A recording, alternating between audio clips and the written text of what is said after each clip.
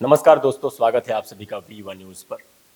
आजकल हमारे देश में कुछ ज़्यादा ही हिंसा हो रही है और उत्तर प्रदेश के बहराइच जिले में जो हिंसा भड़की है, उसके बारे में आज विस्तार से बात करेंगे।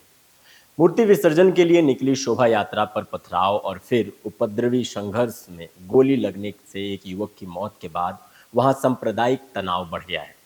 हालांकि प्रशासन का दावा है कि उपद्रवी भीड़ पर काबू पा लिया और आरोपियों की पहचान कर उन्हें गिरफ्तार कर लिया गया है।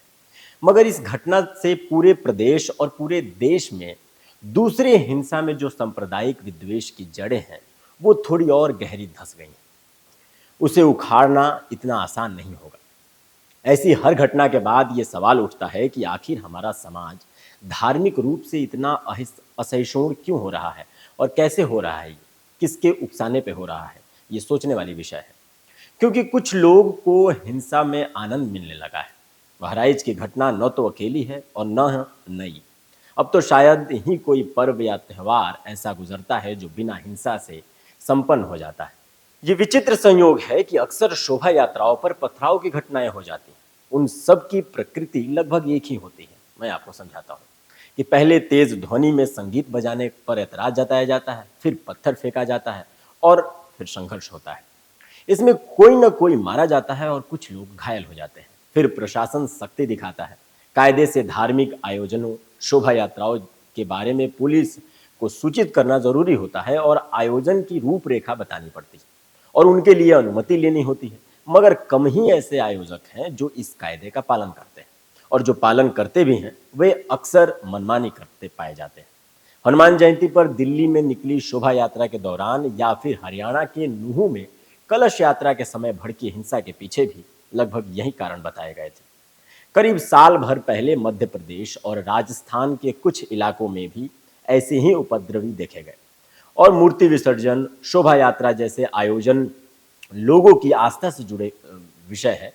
दूसरी आस्था के लोगों से अपेक्षा की जाती है कि वे दूसरे धर्मों के लोगों की आस्था का सम्मान करें, मगर इसका अभाव लगातार बढ़ता देखा जा रहा है। फिर सवाल ये भी है कि आस्था का ये अर्थ कब से हो गया कि दूसरे की सुविधा या असुविधा का पालन या ख्याल किए बगैर उसका प्रदर्शन किया जाए। वो वही बात हो गई कि अगर आपकी आज़ादी है तो आप दूसरे की आज़ादी में क्यों टांग अड़ाएं। बहराइच में अगर मामला तेज आवाज़ में संगीत बजाने से बिगड़ा तो सवाल ये है कि वहाँ अगर धार्मिक स्थलों पर लाउड स्पीकर लगाने पर रोक है तो फिर शोभा यात्रा में इस बात का ध्यान रखना क्यों ज़रूरी नहीं समझा गया। इस हकीकत से मुंह नहीं मोड़ा फेरा जा सकता कि पिछले कुछ वर्षों से जब आस्था का राजनीति लाभ उठाने की कोशिश तेज हुई है, तब से उपद्रव और हिंसक संघर्ष अधिक बढ़े हैं। मेरा इशारा जहां है, आप उम्मीद है समझ रहे होंगे।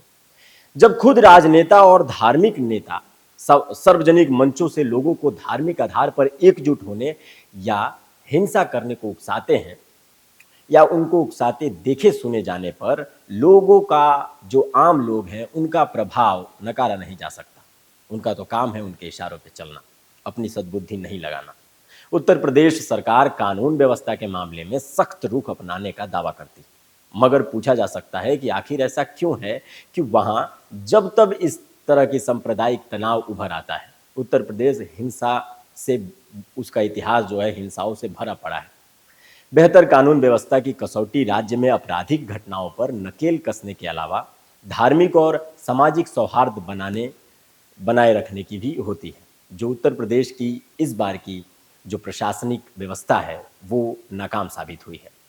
अब देखना ये होगा कि इसमें आगे क्या होता है, उत्तर प्रदेश की प्रशासनिक व्यवस्था कैसी होती है। सुना ये भी गया है कि इसमें जो कदम ऑफिसर के द्वारा उठाए जाने थे वो समय पे नहीं उठाए गए। राजनेता और जो उद्घोषक हैं वहीं इसको कमांड कर रहे थे। तो किस तरीके की जो व्यवस्था बनी है और क्या कुछ इसकी कहानी रही है, ये आप सबके समक्ष है। सोचना और विचारना आपका काम है। जो भी इस वीडियो के सुनने के और देखने के बाद प्रतिक्रिया आती है, कमेंट बॉक्स में ज़रूर लिखिए। मिलते हैं आपसे अगले वीडियो में। नमस्कार।